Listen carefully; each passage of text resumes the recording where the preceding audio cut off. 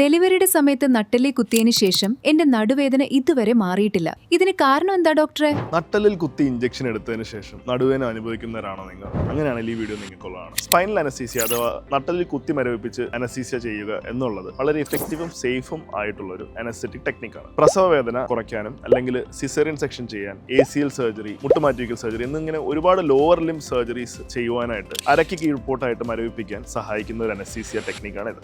എന്നാൽ ഒരുപാട് പേഷ്യൻസ് ഈ അനസ്തീസിയക്ക് ശേഷം നടുവേദനയുമായിട്ട് ഒപ്പിൽ വരാറുണ്ട്. ആക്ച്വലി സ്പീക്കിംഗ്, ഈ നട്ടെല്ലിൽ കുത്തി മരവിപ്പിക്കുക എന്നുള്ളതിൽ യൂസ് ചെയ്യുന്ന നീഡിൽ വളരെ സൂക്ഷ്മമായ ഒരു നീഡിലാണ്. എല്ലുകളുടെ ഇടയിലൂടെ പോയി എല്ലുകളിൽ തട്ടാതെ ലിഗമെന്റിനെ സൂക്ഷ്മമായി പിയേഴ്സ് ചെയ്ത് മരുന്ന് കുത്തിവെച്ചാണ് അരയ്ക്ക് താഴെ മരവിപ്പിക്കുന്നത്. ഇതുമൂലം നടുവേദന വരാനുള്ള സാധ്യത വളരെ വിരളമാണെന്നാണ് പുതിയ സ്റ്റഡീസും പേപ്പേഴ്സും എല്ലാം പറയുന്നത്. പ്രസവ സമയം എന്ന് പറയുന്നത് സ്ത്രീകളെ സംബന്ധിച്ച് വളരെയധികം ശാരീരിക മാറ്റങ്ങൾ ഉണ്ടാകുന്ന ഒരു സമയമാണ്. എസ്പെഷ്യലി സ്പൈൻ, അതായത് നട്ടെല്ലിന്റെ വളവിൽ വ്യത്യാസം വരികയും ഇടുപ്പെല്ലിൽ ചേഞ്ചസ് വരികയും ലിഗമെന്റ്സും മസിൽസും എല്ലാം ലൂസ് ആവുകയും അതുപോലെ 2.5-3 കിലോ വെയിറ്റ് ഉള്ള കുഞ്ഞിനെ വയറ്റിൽ ചുമന്ന് നടക്കുമ്പോൾ ശരീരത്തിന്റെ സെന്റർ ഓഫ് ഗ്രാവിറ്റി ഷിഫ്റ്റ് ചെയ്യുകയും ചെയ്യുന്നുണ്ട്.